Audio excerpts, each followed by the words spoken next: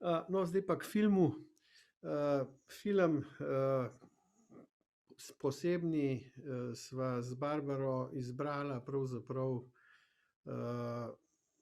zaradi tega, ker se nama je zdelo pravzaprav, da gre za neko tematiko, ki je, še kako aktualna v današnjem trenutku.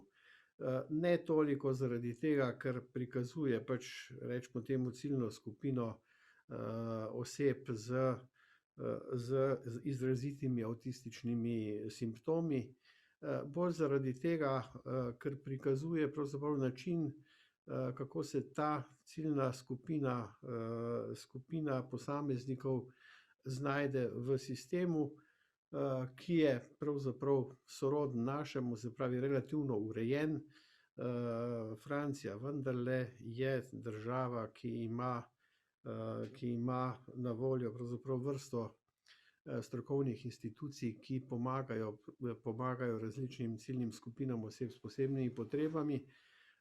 Pa vendar film pokaže pravzaprav, na to, s čimer se srečujemo, ne samo ob posebnih potrebah, ampak tudi recimo ob posebnih stanjih, kakršna je trenutna recimo epidemija, ko zaradi pač, različnih zahtev po, korenitih spremembah recimo, življenjskih navad in tako dalje, se srečujemo s številnimi stiskami, in jih poskušamo na tak ali drugačen način, reševati.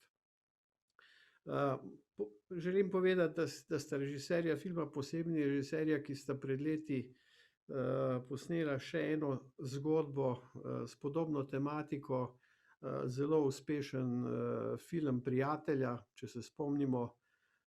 Zgodba pravzaprav sicer zelo bogatega, Filipa, tetraplegika, ki ima na voljo pravzaprav vsa sredstva, da si, izbere, spremljevalce, ki mu zagotavljajo relativno neodvisno življenje. Tudi v tistem filmu pravzaprav se izkaže, da, Filip, kot podporo pravzaprav za vsakodnevnemu ravnanju ne poseže po strokovnjakih, s področja, recimo temu, posebnih potreb, ampak pravzaprav išče nekoga, ki mu bo nudil oporo mimo pravzaprav nekega, paternalističnega odnosa, usmiljenja in tako dalje, kar je pogosto značilno recimo, ko se kot zdravi strokovnjaki srečujemo pravzaprav z ranljivimi populacijami. No, ta zgodba je precej bolj zgodba filma Posebni je precej bolj zapletena, ne. Govori prvič o osebah s še bolj izrazitimi, težavami. Govori o osebah, ki jih pravzaprav, institucije, državne institucije, recimo, sistema strokovne pomoči, preprosto ne morejo, na ustrezen način obvladati. In tako se v zgodbi srečamo na eni strani seveda, z recimo psihiatrično ustanovo, na drugi strani, z, nevladno organizacijo, ki poskuša, avtiste spraviti pravzaprav v neki bolj, normalen tok življenja izven pravzaprav, teh strokovnih institucij. Srečamo se z naslednjo, organizacijo, ki pravzaprav ponuja, mladostnikom, ki imajo pravzaprav težave z utirjenjem v pač sistem, da kot prostovoljci, pomagajo pravzaprav pri skrbi za te avtiste. Nenazadnje se srečujemo tudi z državnimi inšpekcijskimi službami, ki pravzaprav želijo ustvariti nekakšen red, pod katerim pač naj bi, te institucije delovale in zagotavljale pač, ciljni populaciji vse pravice in pa tudi ustrezno, strokovno podporo. Zanimivi so tisti detajli, ki kažejo na eni strani nemoč, teh, recimo temu, državnih institucij sistema, Na drugi strani pa pravzaprav na vsaj delne uspehe nevladnih ustanov, ki pa delujejo in na nek način ne morejo drugače, kot da delujejo pravzaprav mimo nekih pravil, ki jih sistem za delo s tako populacijo predvideva, ne.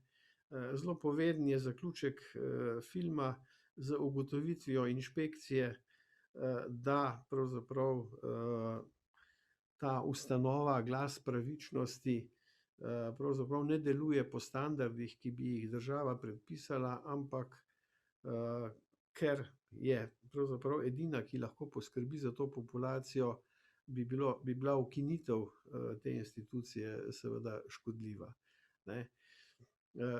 Skratka, gre za vprašanje, na kakšen način se soočiti s stiskami oseb, ki jih znotraj pravzaprav teh etabliranih, za katere znotraj teh etabliranih institucij ne moremo ustrezno poskrbeti.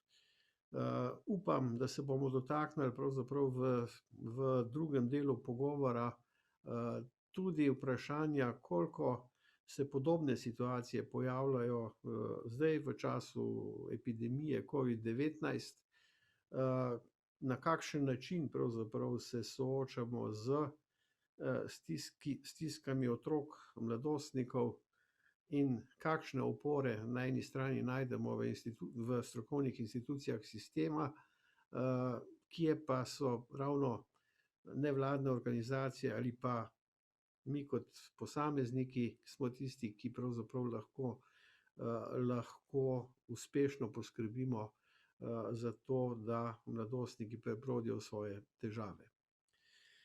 Mi danes ne bomo posebej govorili o razlagali simptomatike avtizma, bolj se bomo osredotočili torej na čisto praktično vprašanje, kaj je tistega pravzaprav, kar v teh etabliranih institucijah ovira pravzaprav vključevanje avtistov v pravzaprav neko običajno življenje izven institucij, in na kakšen način pravzaprav lahko te ovire presegamo znotraj nekih drugih okolij, ki jih ponujajo ali posamezniki prostovoljci ali pa nevladne organizacije. Nenazadnje bi se želel dotakniti tudi teme, ki se mi zdi, da jo film izjemno lepo prikaže, to je vprašanje, kaj pravzaprav nudenje pomoči takim ranljivim posameznikom pomeni za nas, ki smo sposobni to pomoč ponuditi. Se pravi, ne koliko smo mi tisti, ki nekaj dajemo drugi osebi, ampak kaj pravzaprav v zameno dobimo, ne. Ta dimenzija je izjemno dobro prikazana ravno preko centra Marina, centra za te problematične mladostnike, kjer se dobro pokaže pravzaprav, da je nudenje prostovoljne pomoči pravzaprav velika priložnost tudi za tistega, ki to pomoč izvaja. Dve temi bomo odprli z našima strokovnjakoma. Najprej bi povabil kolega Juša, da nam nekoliko osvetli pravzaprav, kaj pomeni strokovni koncept deinstitucionalizacije. Potem pa bomo nadaljevali s kolegico Ireno, ki nas bo nekoliko bolj seznanila z nekimi osnovnimi idejami koncepta inkluzivnosti. Ta je verjetno med pedagoškimi delavci, ki delate v vrtcih, šolah, bolj poznan, ampak vendarle vedno znova se moramo vračati k tistim najbolj jedrnim idejam, da bi pravzaprav razumeli, kakšno vlogo lahko odigramo pravzaprav v teh ustanovah. Evo, Juš, predlagam, da nadaljuješ. Okej, hvala. A se mi sliši? Ja, Ok, super. Ja, Robi, najprej hvala, ker si povabil in potem tudi hvala vsem tem, se pravi 180, ki vas je tukaj. Tako, to je kar izziv zdaj, kaj pametnega reči. Ampak evo, jaz mogoče, ko sem tako malo zbiral ideje, kaj reči, ne, sem najprej, je name naredil vtis že naslov filma, ne. In potem, ko sem razmišljal, kaj pa so to posebni, ne, sem takole razmišljal, da smo posebni vsi po vrsti, ne, ampak da kar dela te posebne, s katerimi se pa ukvarja film, ne, še bolj posebne, ne, so pa to, da jih obravnavajo na zelo posebnih krajih. Ne, in to, se pravi, to se mi zdi, da je tudi ena taka iztočnica, ki se bom zelo okrog nje vrtel. Skratka, če ne, se pravi, in v Sloveniji in tudi drugod po svetu smo iznašli zelo posebne kraje za delati z ljudmi, ne. In te so ponavadi zelo daleč od vsakodnevnega življenja, ne. In vse te naše razlike, ki jih imamo, in te posebnosti, ki jih imamo pač vsi po svoje, ne, eni bolj, eni manj, eni take, eni drugačne, delujejo v vsakodnevnem življenju tukajle odzunaj med nami precej naključne. Čim pa pridemo v kakšno tako ustanovo, ki se pa ukvarja s posebnimi ali kakorkoli, so pa te različnosti že kar ključne, ne pa naključne. In so po mojem mnenju tudi tam bolj poudarjene, ne. Tako da, ne, in tukaj tako vedno se potem sprašujemo, kaj pa je normalno, ne, kot si rekel, Robi, in tukaj se mi zdi tako, bi rad ene par stvari izpostavil, ki mi jih je film tako nekako, ki me je asociiral, ne. Zdaj, Slovenija je leta 2008 podpisala neko konvencijo o pravicah, tako en tak zelo neposrečen prevod je invalidov, ampak rečemo jim, ne, ljudi z oviro, kjer ta konvencija nekako vključuje potem ljudi, ki imajo razne senzorne ovire, gibalne, dolgotrajne težave v duševnem zdravju in tako dalje. In ta konvencija pravi med drugim tudi to, da ima vsak pravico živeti v skupnosti, tam, kjer vsi živimo, ne pa v nekih posebnih ustanovah. In torej, tako, ko si me že, Robi, vprašal, kaj pomeni dezinstitucionalizacija, to pomeni najprej to, da čim bomo imeli zelo veliko teh, in v Sloveniji jih imamo, zelo veliko ustanov, ki konec koncev so namenjene tudi dolgotrajnemu bivanju, ne, tam nekje, ne, se pravi na robovih družbe, kolikor bojo te ustanove obstajale, toliko časa bojo polne, ne. Tako da v bistvu gre pri ideji dezinstitucionalizacije gre za postopno zmanjševanje teh institucionalnih kapacitet, ampak seveda ne samo za ukinjanje, ampak za v bistvu sprotno tudi vzpostavljanje nekih odgovorov v skupnosti. To je recimo nekaj takega, kot nam potem tudi ta film govori. Ampak hkrati je pa pomen dezinstitucionalizacija tudi neko spreminjanje institucionalne kulture. Zdaj, kaj bi to sploh pomenilo? To, da, se pravi, da imajo ljudje, se pravi, možnost odločati o svojem življenju in o tem, kako bi radi živeli, kakšno podporo bi radi dobili, ne pa, kar si že Robi tako omenil prej, paternalizem oziroma neko pokroviteljstvo, se pravi, brez tega in dejansko, da ljudje lahko odločajo sami o svojih življenjih. Seveda tudi s podporo, če kdaj rabijo pri teh odločitvah podporo in tako naprej. In mogoče to bi tako kot nadaljevanje omenil, da vidimo v filmu, vsaj jaz sem to, je name zelo tak velik vtis naredil, ker Bruno recimo pride k temule Valentinu, ki ima čelado, pa reče, a bi šel ven, a bi šel na sprehod, Potem tale en drug gospod gre ne v službo gledati pa delati nekaj s pralnimi stroji, pa grejo drsati, skratka delajo stvari, ki so pač, ki bi jih lahko tudi mi delali, ne, če bi nam bilo to všeč in tako naprej. Skratka, ne, v bistvu si lahko, rečemo temu normalen, ne, v normalnih situacijah, ne, se pravi, tako, meni je bilo zelo tako, en tak močen vtis je naredil name, predvsem to, da Bruno in Malik in vsi ostali niso popravljali ljudi, ne,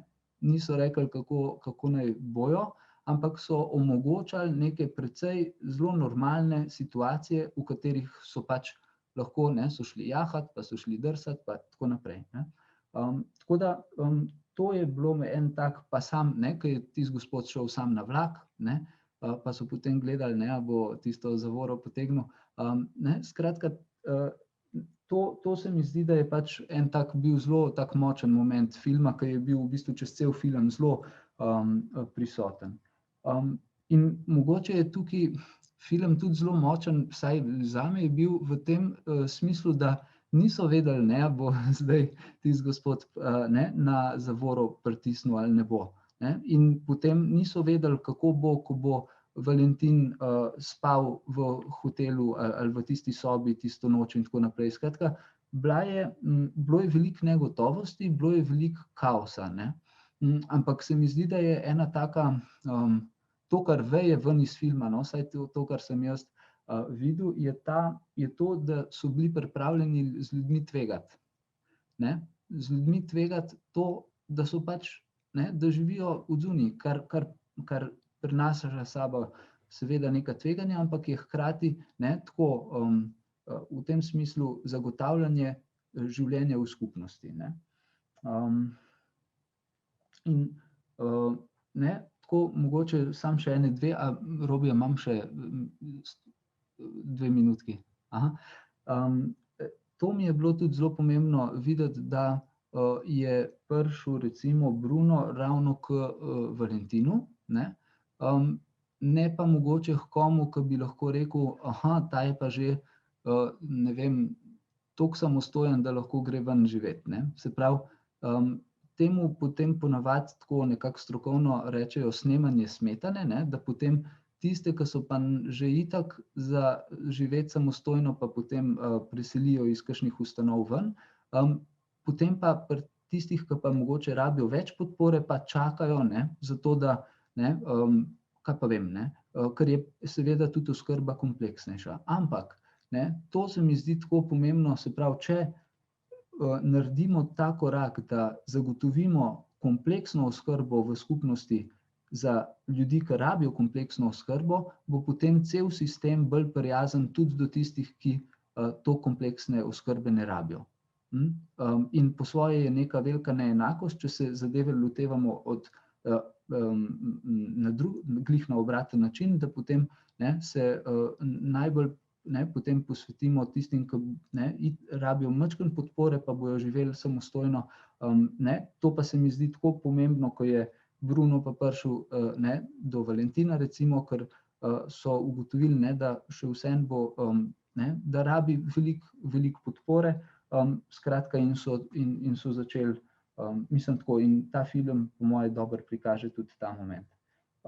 Potem pa mogoče samo za zadnjo, ki je ena taka, ker je tudi verjetno ena izmed zadnjih scen tega filma, se mi zdi ta, ne, ko pride, zdaj sem pozabil, kako je ime temu fantu, ne, ko pride iz vlaka, ne, in ljudje mu ploskajo, ne, ko pride ven, ne. Pol sem začel razmišljati in zelo velikokrat ljudje, ki pridemo po pomoč, nas čakajo ceremonije ponižanja, ne. Moramo, ne, dati strokovnjakom svoj TRR, da upravičimo, da nimamo keša, ali pa, ne, moramo povedati, katere vse diagnoze imamo, zato da, ne,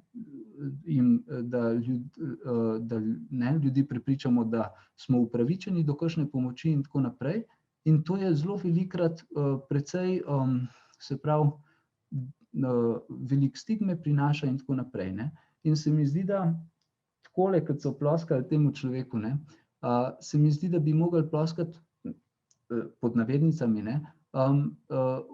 ljudem, ki pač pridejo po pomoč, ker to mora biti to, da vstopiš v sistem pomoči, mora biti ena stopnička naprej v življenju, ne pa neko nazadovanje. In nažalost je velikokrat tako, da človek, ko pride v ustanovo, to ni neka stopnica naprej v življenju, ampak precej nazaj. In ponavadi, nažalost, se zelo velikokrat, še posebej tudi v Sloveniji, dogaja, da ko prideš enkrat v ustanovo, tam tudi ostaneš. Tako da to se mi zdi, da je bila ena taka zadnja stvar, ki sem hotel povedati. To ploskanje me je tako navdušilo, ker v bistvu bi bilo teh ceremonij napredovanja, bi verjetno bilo fajn, da jih je več. Evo, bom tukaj končal. Hvala. Ja, hvala Juš. Zelo pomembno sporočilo, ki si ga izpostavil, je pravzaprav to sprejemanje negotovosti. Namreč tisto, kar običajno pravzaprav nas v zaprtih institucijah navduši, je to, da so zadeve predvidljive, varne in tako dalje. Seveda, delovanje izven zidov teh institucij pa pravzaprav predstavlja številna tveganja. Ampak ravno ta tveganja so tisto nekaj, kar pravzaprav omogoča tudi nepričakovane, izjemne, recimo, osebnostne napredke. Pa to ne samo za oskrbovance, ampak tudi za tiste, ki pravzaprav za njih skrbijo. Mogoče bi tu opozoril, preden dam besedo Ireni, na eno lepših delov filma, ko ta mentor mladostnikov, ki delujejo kot prostovoljci, Malik, svojemu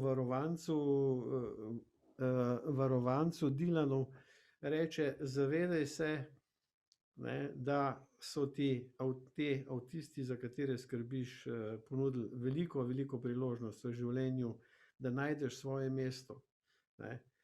Ne samo, da se je začel gibati pravzaprav v nekih sferah, kjer naleti tudi na logopedinjo, v katero se zagleda. Gre za mnogo več od tega.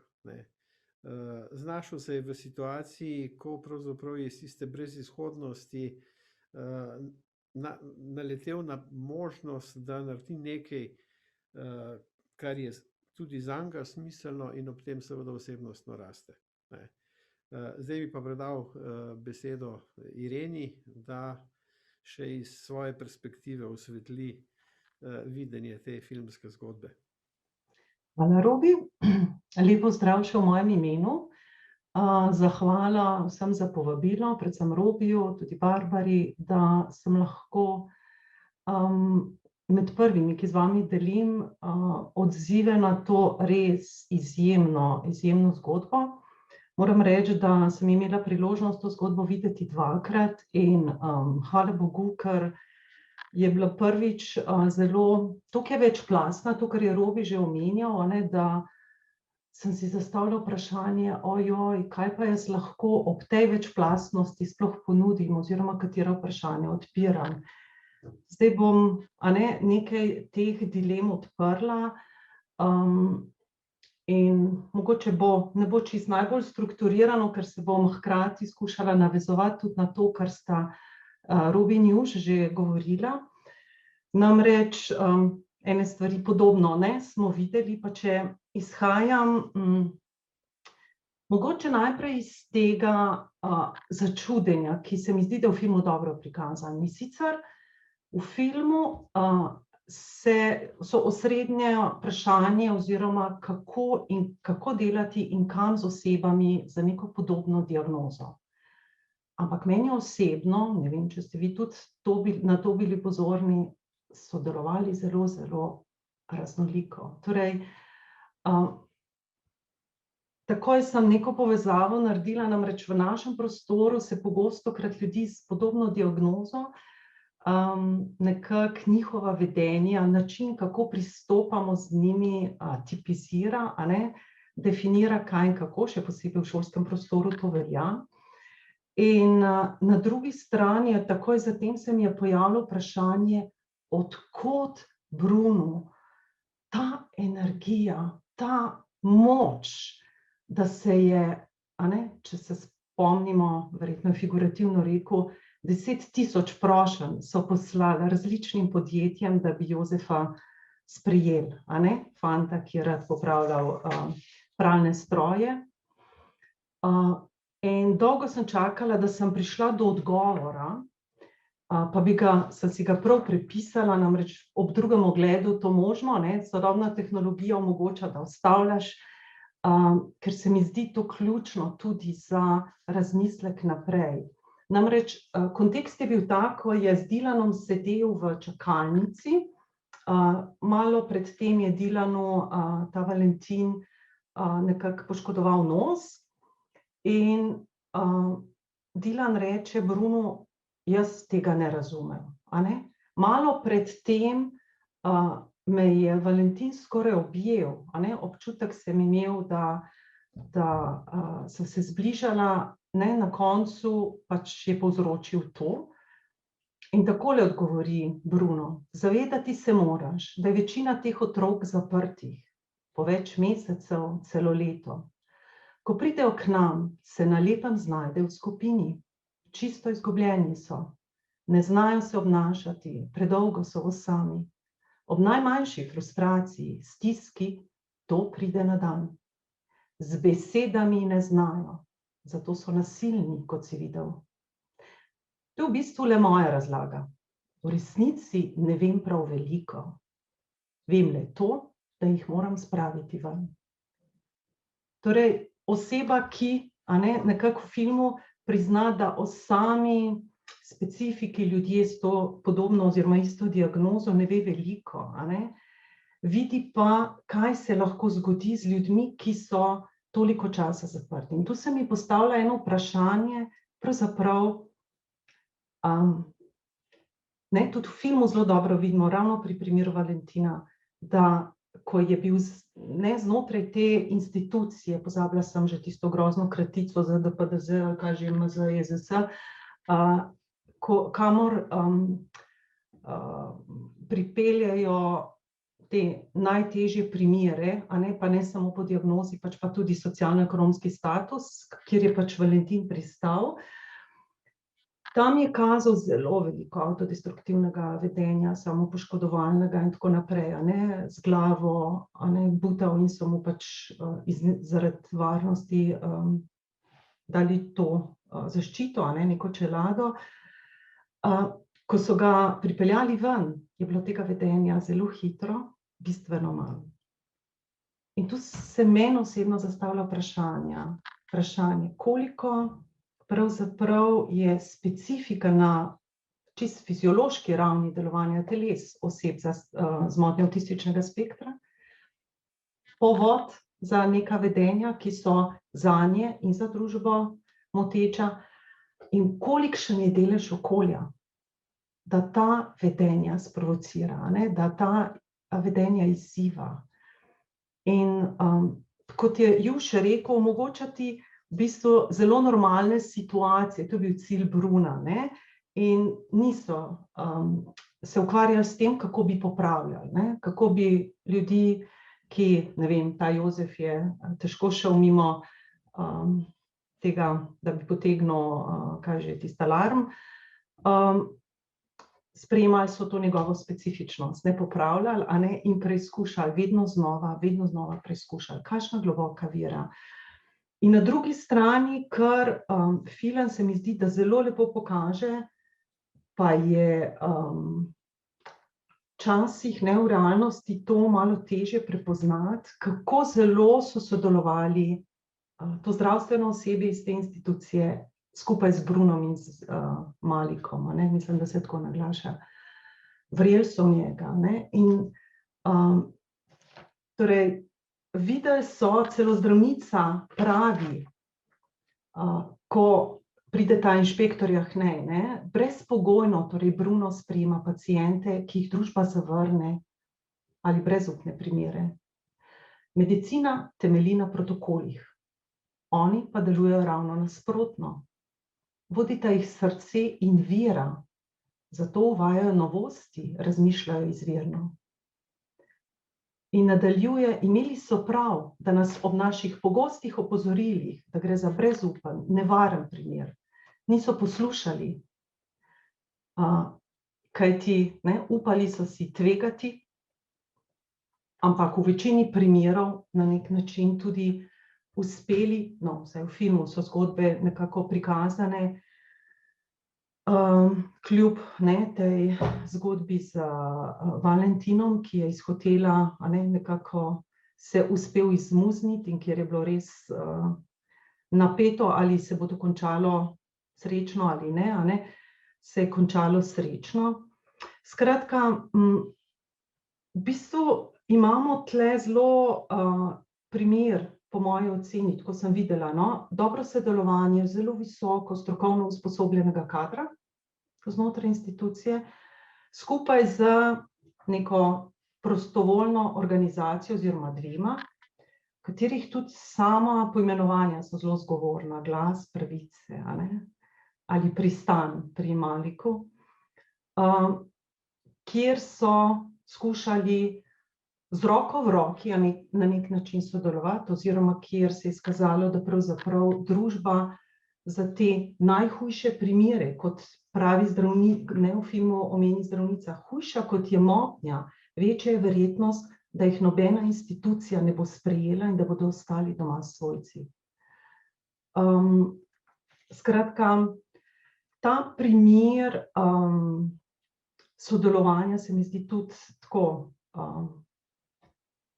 daje neko upanje, namreč večkrat, vsaj v našem kontekstu, se zdi, da prevladuje še posebej v odnosu z laiki, prostovoljci, ki so jih celo, Malik v primeru Dilana jasno pove, z ulice sem te pobral, gre za tudi socialno, ekonomskem smislu ljudi iz obrobja družbe, ki se jih povabi, da sodelujejo kot prostovoljci, se jih tudi usposablja. In v tem kontekstu se pravzaprav kaže vprašanje, vsaj meni kot zaposleni na pedagoški fakulteti, kjer delam s specialnimi pedagogi, med drugim tudi, kako usposabljamo visoko strokoven kader, če parafraziram, ali jih izobražujemo v smeri, da bodo dobri izvajalci protokolov, in v študiju in v usposabljanju pozabljamo na, ali pa ne dajemo pozornosti srcu in veri, parafraziram izjavo zdravnice, torej koliko zmoremo znotraj izobraževanja bodoče strokovne delavce pripraviti in jih opogumiti za tveganja. Koliko je to varno, koliko je to nevarno. Torej, to bi v osnovi, sicer imam še nekaj vprašanj, tu samo, ki so se mi porajala ob gledanju filma, ki sem si jih zapisala, ampak mislim, da bo na tej točki dovolj. Tako da zdaj predajam besedo Robiju in Barbari. Hvala, Irena.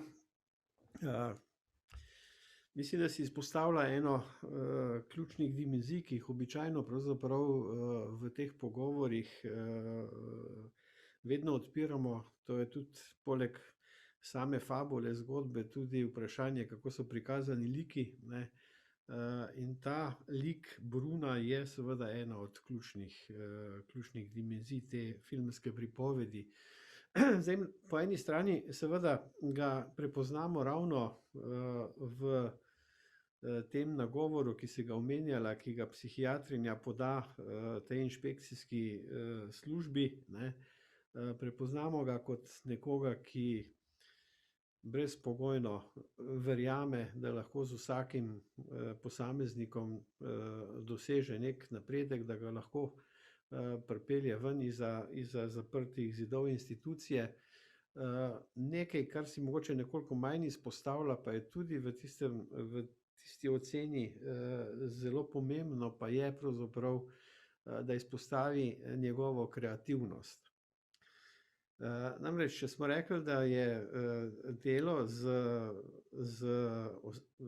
osebami, ki so nepredvidljive, ki jih zaznamujejo pravzaprav kot posledica stisk, seveda tudi agresivni izpadi, ne, ki lahko povzročijo pravi kaos pravzaprav v običajnem življenju. Predstavljajmo si pravzaprav zaustavljanje hitrih vlakov, metroja recimo v prometnih konicah. To so katastrofalne situacije, ne. Ampak po drugi strani pravzaprav pa seveda, ko jih postavimo v običajne življenjske situacije, pravzaprav to od nas terja neverjetno iznajdljivost in kreativnost. In ni naključje, da film pokaže pravzaprav vrsto takih kreativnih rešitev, na katere običajno pravzaprav ali pa pogosto tudi tisti, ki se imajo za strokovnjake v zvezi z diagnosticiranjem bolezenskih stanj, ne poznajo oziroma jih ne poznajo dovolj, ne. Kaj lahko recimo avtistu, ki ima velike stiske pri vzpostavljanju osebnih stikov, pomeni recimo stik z živaljo, ne. Spomnite se tistega čudovitega prizora, ko končno pripravijo tega fanta s čelado, Valentina, da se dotakne kože konja, ne. In naslednji prizor je, da se na enak način dotakne tudi Dylana, se pravi njegovega spremljevalca, ne. Spomnimo se neverjetnega prizora s tisto plesno predstavo v zaključku filma, ki govori o tem, na kakšen način lahko pravzaprav omogočimo posebnežem, ne, da pravzaprav izrazijo svoj način bivanja na način, ki je še kako poveden, ne. Ampak še nekaj bi rad izpostavil. Bruno ni pokazan samo kot neka izjemna oseba, ne, ki jo odlikuje veliko srce in vera in kreativnost, pokazan je pravzaprav tudi kot sam zelo ranljivo in posebno bitje, ne.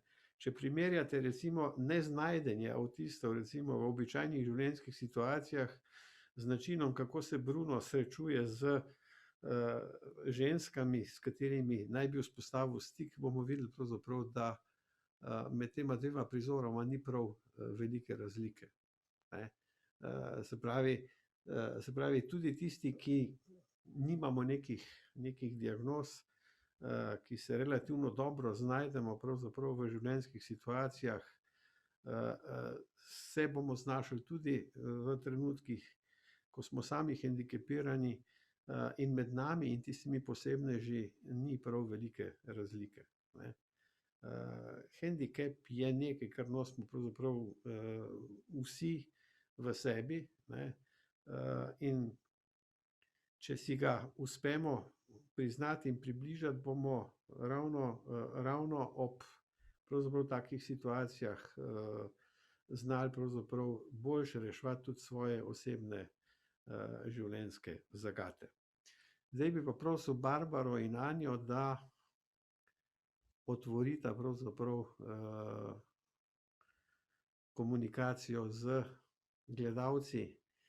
So morebiti kakšna vprašanja oziroma dvignjene roke tistih, ki bi se želeli oglasiti? Dvignjenih rok ta hip še ni, tako da vas kar vabim, da jih dvigate. Bi pa povedala, da v pogovoru v okencih potekajo najprej pohvale in zahvale vsem govorcem. Veliko je tudi razmišljanja o podobnih filmih, nekaj predlogov najdete v tem okencu. Bomo pa tudi mi poslali potem tisto, za kar mi vemo, da je legalno dostopno, ne. Ta hip nekateri filmi pač žal niso več dostopni. Potem so komentarji tudi na lik Bruna, na njegov pogum, na to, kako zna z otroki in pa besede mame, ki pravi, da nekateri ljudje znajo in zmorejo sprejeti, drugi pa ne. Ta citat iz filma se je pojavljal. Zdaj je še kakšna roka, si ti opazila. Tako da vas vabim vsi, ki bi želeli kaj povedati. Zdaj imate še čas, saj se bomo potem še vrnili k dialogu. Ampak če želite izkoristiti priložnost že zdaj, se nam pokažite. Ja, dokler čakamo na odzive, Juš, imaš ti še kakšno dodatno idejo za osvetliti? To me je spomnila Irena, ko si govorila o tem, kako se ljudje vedemo pripisati nečemu, kar so nam pripisali zdravniki, ali pa si rekla okolju. In spomnim se enega prijatelja, ki je v Italiji, je psihiater, zelo star je zdaj že, in je rekel, da takrat, ko so uvedli te spremembe in so nekako spremenili sistem tako, da ni pač več psihiatričnih bolnic, je v bistvu zginila to, k čemur so prej rekli katatonija, da je človek, da se ne premakne. In potem je tako, on se potem heca, ampak tudi zelo res govori, v tem smislu, da kar naenkrat nam je pa en simptom zginil, kje pa je zdaj. Tako da to si me spomnila na to, kako je zelo prepričljivo rekel, čisto iz svoje lastne izkušnje, da ja, tisto je bilo potem v veliki meri, ne prav, da čist 100%, ampak skratka v veliki meri pripisati ravno temu, da saj nimaš veliko razlogov, da se premakneš, ko si enkrat v takem položaju. Tako da to bi mogoče dodal tako na zdaj, ko sem malo razmišljal.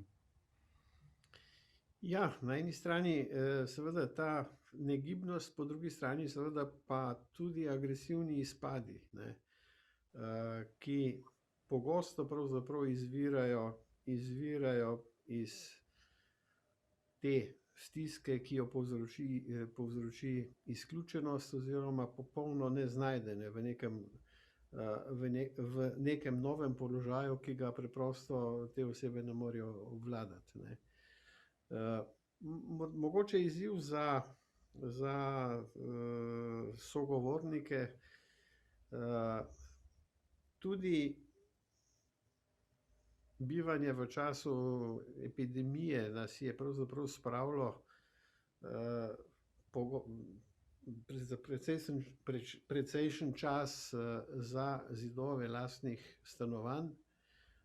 Izrazito je bilo onemogočeno fizično srečevanje, tudi socialne distance, verjamem, da so se povečale. Na kakšne težave, na kakšne stiske ste naleteli pri otrokih, mladostnikih, s katerimi pač ste vzdrževali stike na daljavo, in kaj je zdaj tisto nekaj, pravzaprav, s čimer bi lahko takšna stanja premagovali? Ima kdo kakšno idejo ali nam kdo lahko deli pravzaprav kakšno svojo izkušnjo?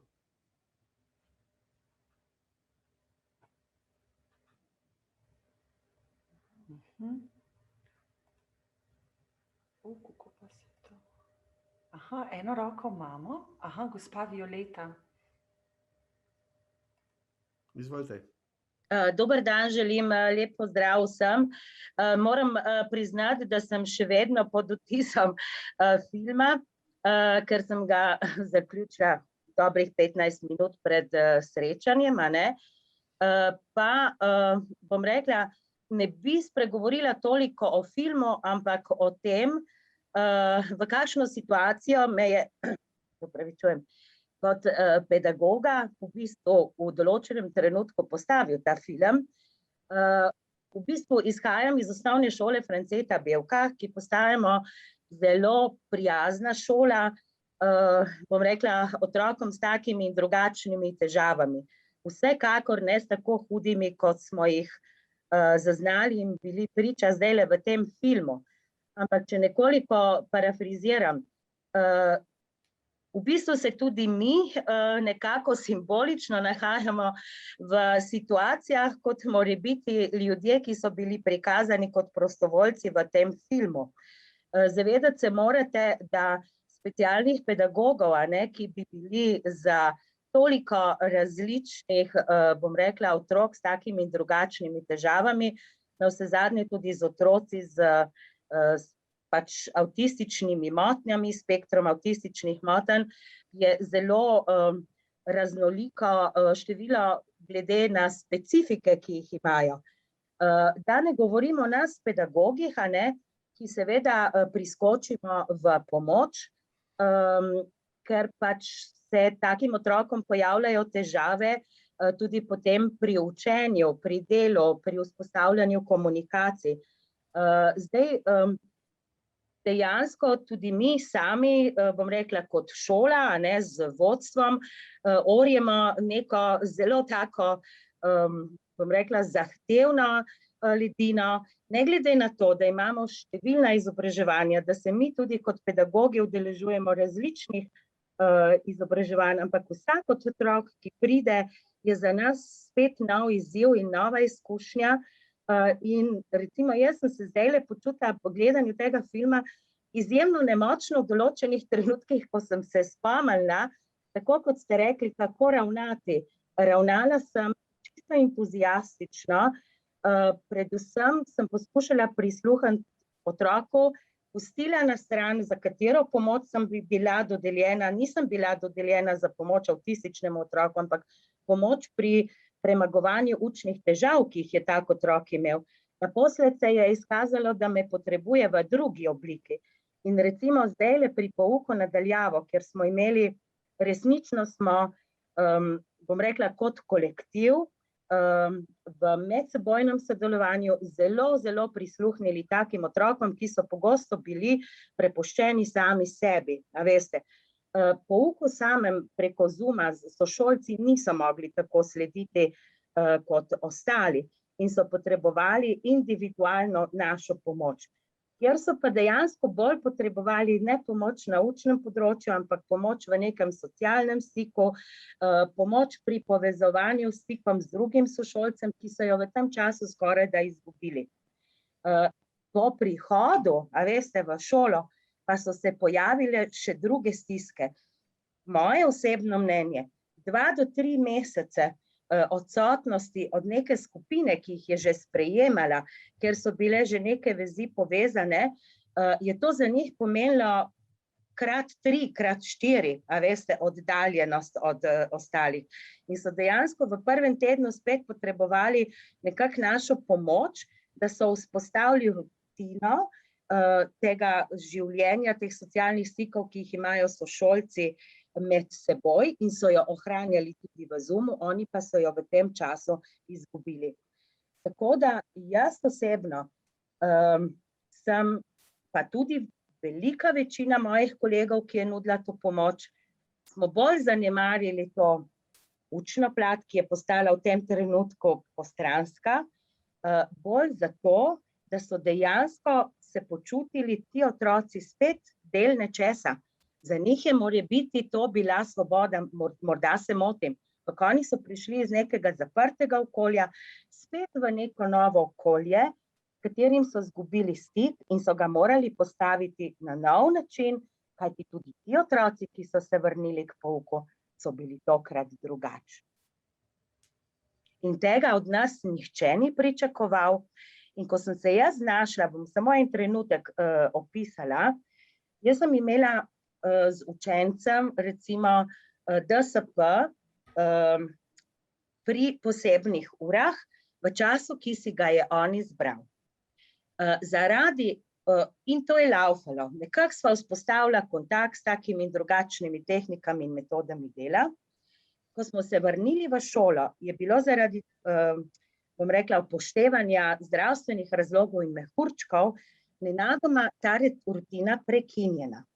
In njemu je bila dodeljena z mano ura v času, ko bi on lahko imel stike z dvema svojima sošolcema. Edini prosti čas. Jaz recimo nisem za to vedela. On tega ni znal pokazati.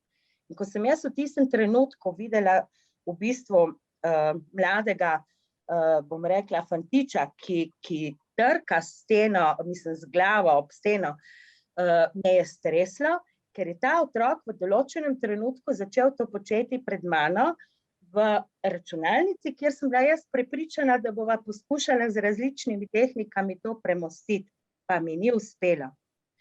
In ko sem jaz izrazila nemoč, ne vem, kako naj ti pomagam, je on rekel, kradete mi čas, meni, moj čas, kadarkoli želite, samo ne zdaj. A veste, sem dejansko videla, kako malo vem, kljub, bom rekla, entuzijazmu in tudi moji kolegi, kljub izobraževanju, ampak to je tudi za nas zelo spolzek in zelo zahteven teren. Kako prisluhniti takim otrokom, je pa včasih res sreča. Hvala. Hvala lepa. Ja, odprla ste temo, ki je zelo pomembna, ne samo takrat, ko govorimo o otrokih s takimi ali drugače izraženimi stiskami, ampak nasploh. Nekako smo bili tradicionalno šolani v prepričanju, da nam bodo stroke, pa naj je to pedagogika, medicina, specialna pedagogika, pravzaprav dale neke koordinate, da bomo razumeli osebe, s katerimi pač bomo potem delali. Ne. Da bomo se preprosto znašli, da bomo vedeli, kaj potrebujejo, kako jim lahko pomagamo, na kakšen način lahko komuniciramo z njimi. Ne.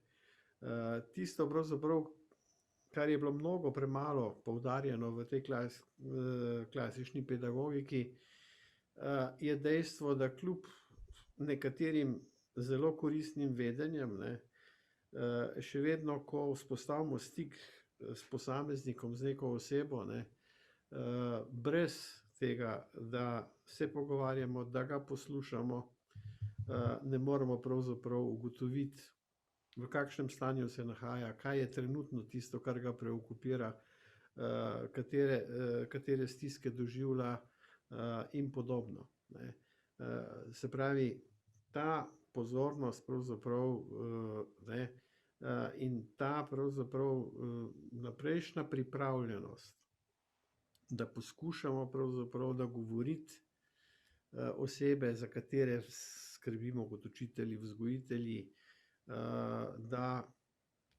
da povejo pravzaprav, kaj se z njimi dogaja, kaj od nas pričakujejo in tako dalje. To je pač ključen element kakovostnega pedagoškega dela. Ne.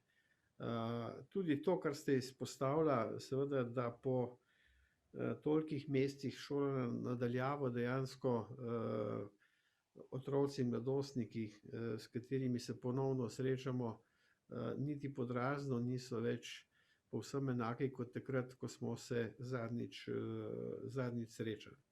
Ne. Gre za zelo velike korenite spremembe v vsakodnevnih življenjskih rutinah, ki pustijo posledice, ne vedno zelo boleče in tragične, da ne bo pomota, ampak vendarle, ne, ko se ponovno srečujemo, moramo spet pravzaprav se potruditi za to, da ponovno vzpostavimo nek socialni prostor, v katerem se bomo dobro počutili, v katerem pač imamo željo, da komuniciramo in tako dalje. Ne.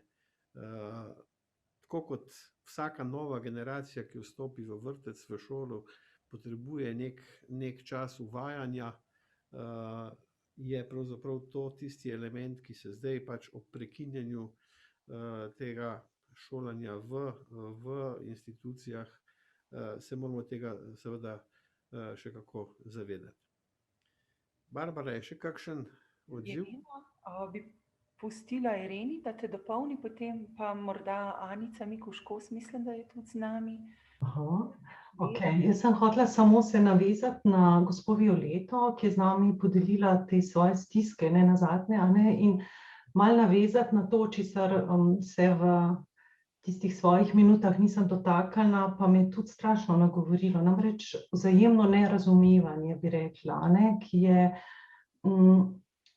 če se naslonim na to, kar je Bruno rekel, problem je, da so ti otroci odraščali v zelo drugačnih okoljih, ne v skupnosti, da ne je komunikacija specifična, ampak specifična, torej problem lahko nastane, da je njihovo sporočanje specifično, ampak tudi mi ne razumemo, ker smo živeli ločene. Torej ta potreba dojeti, kako pomembno je ne samo za otroke, ki jih družba opredeljuje kakorkoli, ali pa zapira kamorkoli, ampak za vse nas, da smo skupaj, da se naučimo sporazumevanja, da se naučimo sobivanja in v teh situacijah, mogoče bi še to povlekla, skratka, temeljno vprašanje, koliko spet je specifičnost komunikacije oseb z neko diagnozo, posledica te diagnoze in neke specifičnosti na fizični ravni, koliko pa ni to rezultat okoliščin in pogojev, v katerih so odraščali, in je tu tudi morda trk. To se mi zdi, da film tudi zelo lepo pokaže ali pa odpira to dilemo. V bistvu sama pa se večkrat na to vprašanje, Robi, ki si ga postavil, kako je bilo s COVID situacijami, pogovarjam tudi s šolajočimi brez diagnoz, s povsem vsakdanjimi učenci, dijakinjami, mislim, vseh možnih spolih.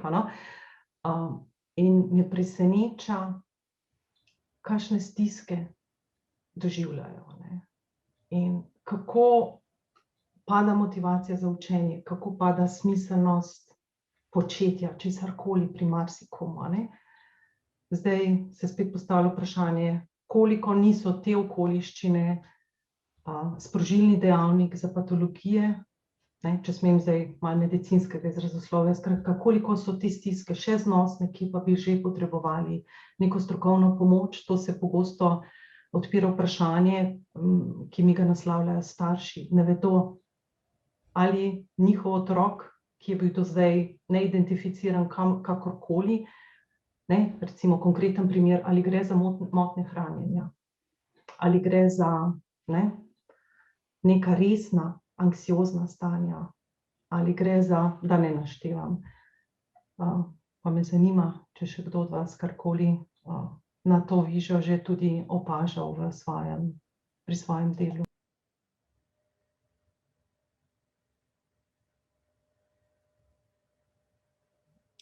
V komentarjih so se mogoče izpostavile dileme. Po eni strani je več komentarjev se navezovalo na like, na to predanost, pa na občutek dela Bruna z otroki, po drugi strani pa potrebo po timskem delu, se pravi, del komentarjev je šel v to smer, del komentarjev pa tudi na odnos staršev, na stiske staršev, ki so prikazane v tem filmu, pa na socialno izključenost, ki jo take diagnoze lahko pomenijo. Tako da morda se še kdo pridruži pa pove v živo, ali pa če bi vi kaj pokomentirali.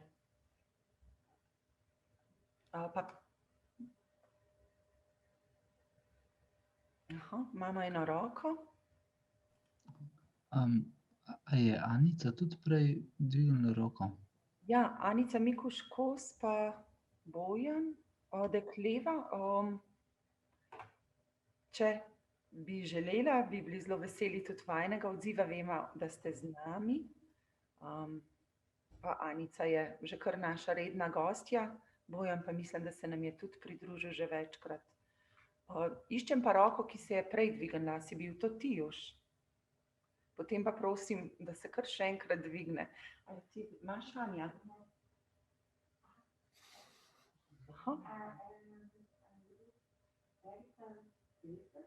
Erika, gospa Erika?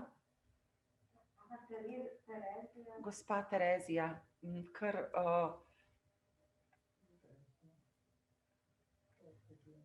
čakajte. Bojan, mi znaš pomagati, da jo... Tako. Izvolite. Dober dan. Saj bi mogoče, nisem vedela, naj se oglasim ali ne, ampak nekaj stvari sem si zapisala in nekaj stvari me je tako dalo razmišljati. Ob filmu, ob vaših komentarjih, ob vaših razlagah, najbrž niso rešitve, ampak so samo bolj pomisleki, kakšni naj bi bili ljudje, ki delajo z ljudmi, ne glede z ljudmi, s takimi in drugačnimi težavami. Jaz mislim, da te ljudje morajo imeti neke določene lastnosti, tako kot so jih imeli ljudje in te spremljevalci v tem filmu, Bruno, Malik in vsi, zraven, ki so se učili, ne vem, nekaj so čutili. In sem si zapisala, pa nisem vedela, da so to vrednote, ampak mislim, da so bolj lastnosti. Mogoče tako, treba je čutiti, videti, verjeti, imeti rad, biti potrpežljiv, razumeti, imeti občutek, ni nujno strašna empatija, ampak razumeti, vztrajati, skratka nekaj takih stvari. Jaz mislim, pri nas je tako, v našem sistemu pa absolutno je nujno potrebno, da imajo ljudje, ki delajo s kakršnimi, kjerkoli ali kakorkoli, z ljudmi, s takšnimi drugačnimi, tudi izobrazbo. Ampak pri nas je sistem tako naravnan, da so ti protokoli tako ozki, no, da je treba imeti takole točno takšno izobrazbo in točen takšen papir. Nikjer se ne preizkuša ali pa pogleda, kakšen je človek, kakšna je njegova osebnost, kako on čuti, kako bi on lahko znal z ljudmi. Jaz delam v vrtcu in imamo za nekatere otroke s posebnimi potrebami spremljevalce. Pa smo poslušali o inkluziji, kjer bi bilo treba imeti za otroka s posebnimi potrebami, ki ima težave na določenem področju, človeka, ki je usposobljen prav na tem področju. Ne vem, zdaj to daljnoveran, ali je to, ne vem, z nekim primanjkljajem. Ampak pri nas se je izkazalo, da so nekateri spremljevalci, ponavadi so to kakšni pomočniki vzgojiteljev, tako dobro začutijo s temi otroki, da se to tako dobro pelje, seveda od podpori potem nekaterih strokovnjakov. Tako da potem je seveda pri nas tudi ta sistem, se pravi, to mi ne bomo rešili, postopki, usmeritve, ureditve, ne vem, popredalčkanje, kam kdo paše. In to v tem filmu, mislim, biti tak človek, ki se zavzame za take ljudi, to so pravzaprav že mladostniki, niso več tako bili otroci, kot so naši. In to k srcem delati in brez vsega tega, bom rekla, tako srčno se boriti, no, to bi bilo nekaj čisto novega, ne vem, če bomo pri nas kdaj dosegli, samo to mi je žal na duši, drugače pa, ja, hvala. Ja, zdaj ste odprla dosti pomembne teme. Seveda, strokovno znanje je pri delu recimo z osebami s takimi drugačnimi težavami zelo pomembno, ne. Tisto, kar se pogosto zgodi, je pravzaprav, da nam to strokovno znanje naredi nek videz, da stvari poznamo, obvladamo, zaradi česar začnemo pravzaprav do oseb z podobno diagnozo ali pa kakorkoli že, ne, se enostavno obnašati, kot da so vse enake, ne. In to je tisti osnovni problem pravzaprav, ki prepreči tisto pravo kvalitetno komunikacijo, ne. Pogosto so laiki, da tako rečem, neprofesionalci, ne, do te raznolikosti bolj odprti, ne. In tisto, kar se kaže recimo kot neka skupna skupna poteza pri delu s temi najbolj problematičnimi ciljnimi skupinami, posamezniki z, rečemo temu, agresivnimi izpadi, potem posamezniki z avtodestruktivnim vedenjem in tako dalje, je to, da pravzaprav noben institucionalni sistem kot tak ne more biti uspešen, če ne ponuja pravzaprav zelo različnih poti za reševanje pravzaprav teh težav. Enostavno pravzaprav z enimi posamezniki lahko dobro shajamo znotraj institucij, z drugimi to nikakor ne gre in moramo iskati pravzaprav neke izveninstitucionalne oblike. Z enimi bomo pač največ naredili, če jim bomo na strokovno profesionalen način pomagali odpraviti določeno oviro, recimo v zvezi z učenjem. Drugi pravzaprav rabijo drugačne kanale, da se sploh lahko odprejo, sprostijo in tako dalje. In jim lahko pomagamo biti pravzaprav nekdo, ki nima nobenega pedagoškega ali medicinskega znanja, zna pa pravzaprav vzpostavljati stike po nekih drugih kanalih. To smo v filmu videli. Ali recimo pri delu z živalmi, ali recimo pri umetniškem ustvarjanju, pri športu in tako naprej.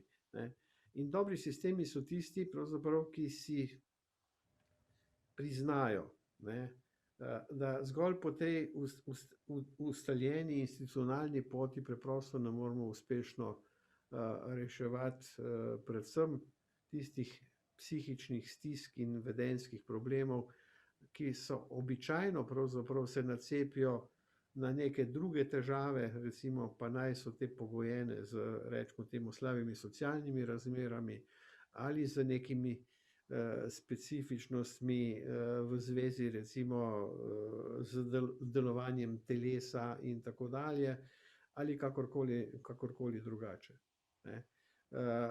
Seveda pa taki kombinirani sistemi terjajo pravzaprav večdisciplinaren pristop. Enostavno to je tisto, kar pravzaprav nam zagotavlja večjo možnost kreativnosti, več poskušanja in tudi večjo verjetnost, da bomo našli posamezniku ustrezne rešitve. Barbara? Ja, mislim, da so zdaj 3 roke. Gospa Edita je dvigala roko, gospa Ana Vrenko, pa mislim, da tudi Anica. Tako da vas kar prosim, če se oglasite. Aha, gospa Edita.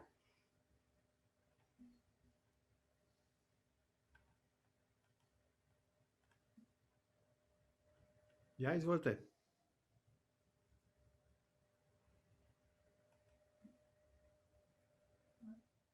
Bojan, nam pomagaš glas, gospa Edita? Si ga more sama? Aha, in Anica? A sem mogoče jaz? Ker jaz sem Edita. Ja, nisem vedela, da sem dvignila roko, mogoče sem po nesreči kaj pritisnila, ampak vseeno se bom pa nekaj časa že nameravam, nekaj sem tudi napisala, glede strokovnjakov in ljudem s tisto srčnostjo. No, mi smo v mesecu oktobru odprli oddelek, delam v vrtcu, sem ravnateljica vrtca, oddelek, razvojni oddelek z avtističnimi motnjami in pa tudi z duševnimi poleg. Dala sem ven objavo, žal se ni noben prijavil, to se pravi, iskala sem 2 strokovnjaka z redno zaposlitvijo za nedoločen čas, imeli so krasno priložnost, vendar se ni nihče javil. Tako da sem nekako potem, da smo lahko sploh oddelek odprli, poiskala luknjo v zakonu, kjer piše, da je lahko tudi vzgojitelj predšolskih otrok, ki ima diplomiran, a ne vzgojitelj, da je tudi to ustrezna izobrazba, ki lahko vodi ta oddelek. In nagovorila 2 vzgojiteljici, da sta to sprejeli. Hvala Bogu, jaz pravim tega, če se lahko tako izrazim, da so to srčne osebe, ki krasno delujeta v tem oddelku, poleg pa še ena pomočnica. In oddelek trenutno ima 6 otročkov, ki so neizmerno veseli, neizmerno srečni, da so lahko pri nas, prav tako pa starši. In so vključeni tudi v redne skupine, res, da smo bili zdaj malo onemogočeni, predvsem zaradi teh korona časov. Ves čas so bili vključeni, kljub temu, da smo imeli določene lockdowne, vendar otrok s posebnimi potrebami, njihovi starši niso potrebovali nikakršnih potrdil, da so, kot smo rekli, nujno varstvo. Ves čas so bili prisotni in starši so bili neizmerno hvaležni. To bi povedala, kar se strokovnjakov tiče, jih pa v vrtce praktično ne dobimo. Zelo težko. Tudi mobilne specialne pedagoginje, ki vem, me zdaj čaka še en izziv v tem mojem mandatu, bom iskala novo, tudi za nedoločen čas in verjamem, da ko bom dala objavo, ne vem, če bo se kdo javil, ker v vrtcu je specifika dela.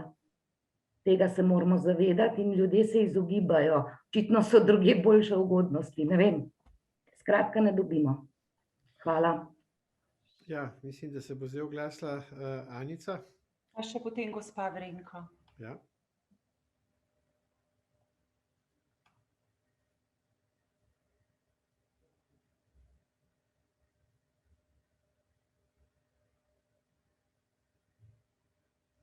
Anica, se lahko priklopiš mikrofon?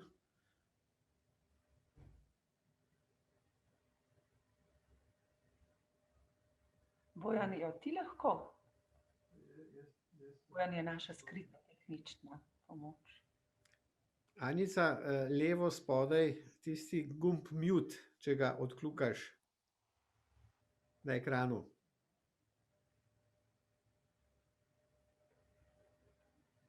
Da imaš rdečega. Čisto spodaj levo. Levo spodaj. Z miško po... Mikrofon, mute, samo z miško klikneš. Ne. Potem pa gospa Ana, ta čas pa poskusimo.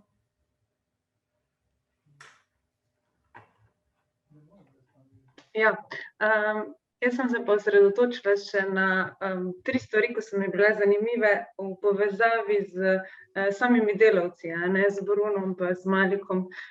Ta vidik humorja, ki se mi zdi, da je zelo, zelo, zelo pomemben. In za nas pedagoge, da se mi razbremenimo. Meni je bilo všeč, kako so si oni med sabo to dali, kako so si naredili bolj tiste kot kviz, pa na nek način humorno padli v to igro, postali tudi oni otroci. Se mi zdi, da to daje tudi našim otrokom tisto, kar neko veselje, pa neko razbremenitev, sploh v teh časih. Jaz sem kolegica od gospe Violete iz osnovne šole Franceta Bevka, imam pa 1. razred, in že 4., 5. leto. V 1. razredu je kar izziv, v teh časih pa sploh. In sploh, ko imaš vmes 3 otroke z odločbami, pa vmes recimo gibalnega in avtista. In meni je recimo največje to zadoščenje, ko vidim, da z nekim humorjem oni mene razbremenijo in jaz njih. In zato se mi je mogoče tudi to zelo vtisnilo. To je ena stvar, ta humoren vidik, ta vidik, da znamo prositi za pomoč, to, da se 2 organizaciji povežeta, da si nista konkurenca, kar je dostikrat med nami, smo si zdaj konkurenca. Ta povezanost, da znaš reči, pa hkrati, da tudi če kdaj nisi uslišan, da ne obupaš.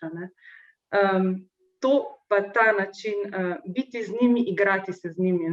Ta vidik, ko so se, tudi vodja se je igral zraven nogometa. To tudi jaz sama vidim. Ko jaz začnem kakšne bance ali pa kakšno tako stvar, ko jaz noter padem, to so najboljši momenti. Meni osebno in njim, ko se igram z njimi igro, ko sem z njimi. Se mi zdi, da te stvari so tiste, ki dajejo, ne vem, in otrokom in nam pedagogom potem večje veselje, da ne prihaja do izgorelosti če dalje več. Zato se ne čudim, ko je gospa Edita rekla, da ni ljudi, ki bi prišli na delovno mesto ravno zaradi tega, ker je zelo zahtevno postala ta pedagoška mesta. In raje kdo gre, bom zdaj rekla, po domače štempljati neko stvar in je to, ker moramo biti na nek način multipraktiki, hkrati pa ne pozabiti nase. To se mi zdi, tudi sama se učim to, ne pozabiti nase, da ne pride do neke izgorelosti. Hvala za to srečanje in za super izbor filma. Hvala. A me zdaj mogoče slišite? Ja, Anica, Ja, tebe a smem slišimo, zdaj? super. Najprej se opravičujem za te tehnične nerodnosti. A veste, saj ne vem, če bi se sploh smela oglasiti, ker pošteno povedano filma nisem videla zaradi nekih objektivnih razlogov, nisem mogla.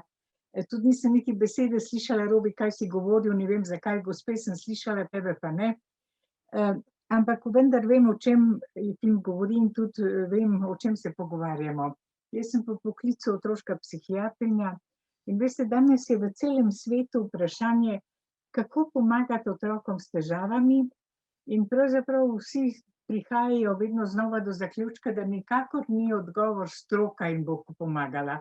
Neke specialistične stroke bodo s svojimi velikimi znanji in teorijami pomagali otrokom. Namreč dve stvari sta se pokazali. Prva je ta, da je dejansko v vsakem paketu pomoči, če ga nudi še tako visok specializiran strokovnjak ali pa če ga vodi prostovoljec, recimo laik, da ga tako imenujemo, je vedno prisotna komponenta človečnosti. Človečnosti, poslušanja, empatije, topline, neke vzpodbude. In seveda to komponento človečnosti ne nudi samo strokovnjak. Ne, strokovnjak jo lahko celo v večji meri nudi, ker strokovnjak pač ima določen čas in tudi, da veste, v stroki smo v strokah, tudi v vaši stroki in v moji stroki, smo vse bolj nekako usmerjeni v neke tehnike, delamo po nekih načelih, pravilih, ne vem, priročnikih in ta komponenta človečnosti je vse manj prisotna. Druga stvar je pa ta, da tudi stroka sama nima nekih velikih rešitev za otroke s hudimi težavami. Pravzaprav tudi v stroki enemu delu otrok lahko pomagamo ali pa delno lahko pomagamo, nimamo čarobne palčke, da bi pozdravili otroke. In tudi v stroki veliko se gradi na neki verjetnosti. Mi nikoli ne moremo 100% reči, da bo takšna vrsta terapije odpravila motnje, ne vem, iz avtističnega spektra, hiperkinetičnosti in tako naprej. Celo pri hiperkinetičnih otrocih, ker vemo, da zdravila pomagajo, tako rekoč čudežno, vemo, da pomagajo samo pri 70% otrok. Torej, še enkrat, mislim, aktiviranje te komponente človečnosti je pomembno in drugo seveda je aktiviranje nekih resursov pomoči in spoznanje, da varovanje duševnega zdravja, pomoč otrokom s težavami, nikakor ni stvar psihologov, psihiatrov, oni so en razmeroma majhen del te zgodbe. Duševno zdravje otrok je zadeva nas vseh, predvsem pa je zadeva seveda šole, ker vsi otroci so v šoli. In v šoli so nekaj ur dnevno in v šoli so vsaj 9 let svojega življenja, običajno pa še 13 let svojega življenja. In veliko otrok, ki sploh ne pride do nobenih strokovnjakov, pa bi potrebovali strokovnjake, ampak ne pridejo do njih preprosto, ker strokovnjakov ni, ker starši nimajo energije, nimajo moči, da bi otroke peljali, ker otroci ne nočejo strokovnjakom, recimo to so adolescenti, ki se dosti odpirajo temu, da bi šli v kakšne obravnave. Skratka, zelo veliko ovir je, zaradi katerih v bogatem svetu, govorimo o bogatem svetu, ne v Afriki ali pa Afganistanu, v bogatem svetu samo pride maksimalno, torej 25 do 30% otrok s težavami, ki bi po kriterijih stroke potrebovali strokovno pomoč, pride do strokovne pomoči. To govorim za Nemčijo, Švico, verjetno za Slovenijo, mi nimamo točnih raziskav. In je tu vedno znova vprašanje, kje aktivirati vire pomoči, kje dobiti ljudi, da bi pomagali otrokom. In seveda v nekih takih kriznih situacijah, to so gospe pred mano že omenile, kot je ta, ki jo zdaj doživljamo, v kateri se stopnjuje in veča število otrok s težavami, se pa to še bolj aktualizira. In zato je danes v moji stroki ogromno člankov, ki pravijo, česa smo se naučili v tej situaciji, kako bi bilo treba na nek način ne samo reorganizirati, ampak rekonceptualizirati to pomoč otrokom. In ta rekonceptualizacija pomeni priznati, da so viri pomoči, da so pomembne sestavine pomoči tudi v nestrokovnih krogih, v ljudeh, in kako aktivirati te vire pomoči za pomoč otrokom. Torej, res je, moja stroka ima včasih tako malo imperialistične pozicije, da misli, da je treba samo množiti število kliničnih psihologov in otroških psihiatrov. Gotovo jih je premalo, absolutno jih je premalo in bi veliko več potrebovali. Samo ni rešitev v tem, a veste, res ni rešitev v tem. Rešitev v tem, da se aktivira celotna socialna mreža in v tej mreži seveda nekateri subsistemi še posebej, kot je recimo šolski, in tudi nekateri ljudje, ki še posebej, ki imajo posluh, ki so občutljivi za take otroke in jim lahko veliko nudijo tudi brez formalne izobrazbe. No, to sem hotela povedati nekako kot vzpodbudo, da kot ljudje dajmo pomagati kot ljudje ljudem. Ja, hvala, Anica. Ura je že precej pozna. Ima kdo še kakšno željo po kakšni hitri intervenciji s kakšnim vprašanjem, idejo?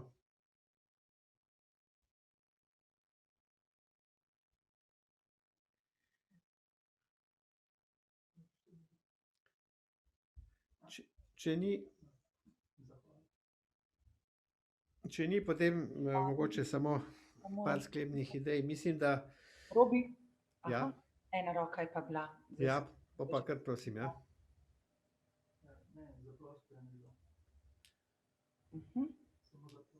Aha, baje, da je bilo samo ploskanje. Samo par misli za zaključek.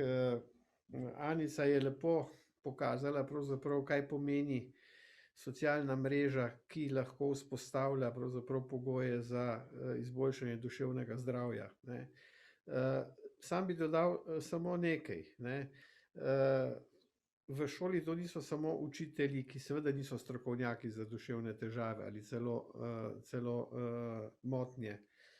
V šoli je ključen element socialne mreže so vrstniki. Vrstniki so tisti, ki včasih najbolj znajo pomagati nekomu, ki ima učne težave, ker so sami morali streti določen intelektualni oreh, da so neko stvar razumeli in da jo znajo izpeljati. Vrstniki so tisti, ki pravzaprav dajejo tisti osnovni občutek sprejetosti. So tisti, ki drug drugega vključujejo v neke skupne dejavnosti ali pa seveda izključujejo. In bolj kot se dviguje starostna stopnja otrok, mladostnikov, ki jih obravnavamo, večjo težo igrajo vrstniki in pravzaprav pogosto se nam potem začne dogajati, da smo odrasli tisti, ki smo nekoliko manj pomembni. Oziroma, ki ostajamo pomembni v tem kontekstu, da kot tisti, ki delujemo strokovno na področju vzgoje in izobraževanja, da se moramo preprosto zavedati, kaj je ta celoten socialni prostor, ki ga lahko pomagamo odpirati, ki ga lahko opozarjamo pravzaprav na posamezne vloge in ga lahko aktiviramo pravzaprav takrat, ko je to najbolj potrebno. ne. In še mogoče zadnja ideja, veliko smo govorili o tem, da pravzaprav nimamo receptov, nimamo metod, ki bodo zagotovo pripeljale do uspeha. Da moramo biti pravzaprav pogumni, da moramo biti kreativni. Hkrati pa smo videli, da pravzaprav ta kreativnost in ta pogum je tisto nekaj, kar tudi nam, rečemo temu pedagoškim delavcem, lahko predstavlja veliko mero zadovoljstva, ne. Nekateri ste rekli, to je težek poklic, nekateri rajši počnejo nekaj, kar je bolj mehanično. Sam bi rekel, to je tudi poklic, ki pravzaprav ogromno daje, ne. In ena boljših strokovnih del na področju teorije vzgoje, se pravi obče pedagogike, v zadnjem desetletju ima naslov Čudovito tveganje v vzgoji in izobraževanju, Beautiful Risk of Education, ne. Takrat, ko smo pripravljeni na tveganje, takrat bodo tudi dobički največji. Ne samo za tiste, ki jim pomagamo, ampak tudi za nas, ki pomagamo. Jaz bi se vam vsem zahvalil za sodelovanje in upam, da se v velikem številu vidimo pravzaprav ob naslednjem srečanju, seveda po možnosti v živo. Lep pozdrav in se srečamo. Hvala z moje strani, Robi, Irena, Juš, vsi, ki ste bili z nami, udeleženci. Hvala.